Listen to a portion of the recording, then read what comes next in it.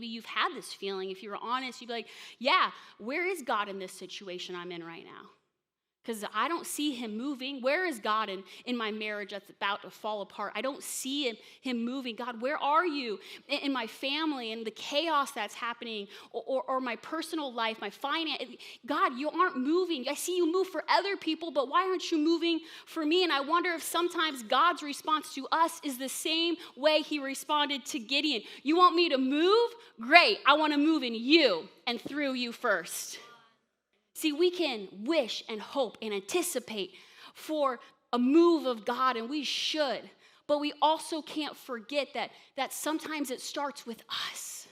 And maybe we are the answer to that prayer. And God is saying, I want you to go. I want you to do. I want you to be the conduit of my power in this circumstance. You want me to move in my marriage? All right, let me work on you first. You want me to move in your family and the lives of your children? How about you start to become that praying mother or praying father and start to lead the way? You want revival in your campuses, in your workplace? He wants to start with a revival in you. He says to Gideon, well, am I not sending you? Reminds me of Isaiah 6:8, when God says, who will go? And Isaiah excitedly, eagerly responds with, here I am, Lord, send me. You ever thought how strange it is that the God of the universe, his majesty, sovereignty, the all-powerful God, he asks for volunteers? Like, he could easily create little God robots to accomplish his will, you know? Or even command the angels to carry it out. But he actually wants and desires willing, surrendered children. He is asking for people because he wants to reach the world. And he wants to do it through willing people. And so if you have been waiting for God to force you to serve him, if you think this is the draft, okay, you're going to be waiting a long time because he won't. He looks for the willing, the obedient, the volunteers. He's looking for people to respond like Isaiah and say, here I am, Lord, send me. But if I'm being honest with you, I haven't always responded as eagerly as Isaiah does when God calls me to something. I wish I could say I do, but there's been certain times in my life when God has called me to do something or step out in some way, and I think that my response probably sounds more like my voicemail. It's like, sorry, God, I'm out of the office. You can leave a message. I'll get back to you in 3 business days.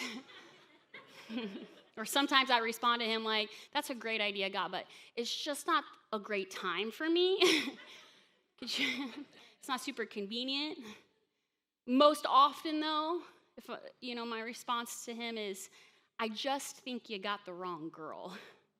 I don't think I'm capable of what you're calling me to. You know, the song, or there's a worship song that goes, here I am, Lord, send me. And sometimes I want to be like, there they are, Lord, send them, you know? Right? Like, send them, because they're obviously more righteous and holy than me and probably read their Bible a lot more than me and pray a lot more and feed their kids organic food. There they are, Lord, send them. I'm not the girl, you know? Like, that's how I want to respond sometimes. And Zion said I could not sing, just... No, he's right. He's totally right. He's right. It's funny, though, how often we treat God like he dialed the wrong number, you know? I mean, that's definitely what Gideon did. He responds to him in verse 15, and he says, pardon me, my Lord, but how can I save Israel? And then he gives him the reasons why. Have you ever given God reasons why you can't do something? He says, here, I'll convince you, don't worry. My clan is the weakest in Manasseh, and I am the least in my family. And the Lord answered, I will be with you, and you will strike down all the Midianites, leaving none alive. Gideon just could not see himself as someone who could do great things for God. He thought of himself as insignificant from the smallest clan, the weakest in his family. He thought, God, I'm too weak.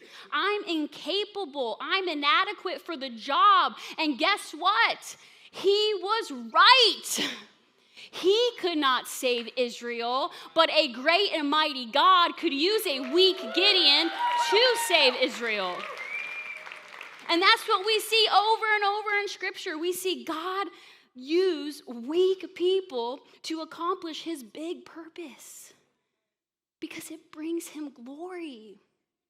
It reminds me of Paul in 2 Corinthians when we see him pray and cry out to God, Lord, take this thorn from my side. He had some kind of burden, and we don't even know what it was, but he prayed over and over again, God, take this from me. Take this from me. And guess what? God did not. But he tells Paul this. In 2 Corinthians 12:9, he says, my grace is sufficient for you, for my power is made perfect in weakness. And then Paul goes on to say, therefore, I am going to boast all the more gladly about my weaknesses, so that Christ's power may rest on me. That is why, for Christ's sake, I delight in my weaknesses, in hardships or insults, in hardships and persecutions and difficulties. For when I am weak, then I am strong. You see, there's really only two ways of relief from a hardship or a burden. It can come from just removing it. Sometimes God does that, a miracle. But a lot of times his response is that he wants to strengthen your shoulders to bear that load.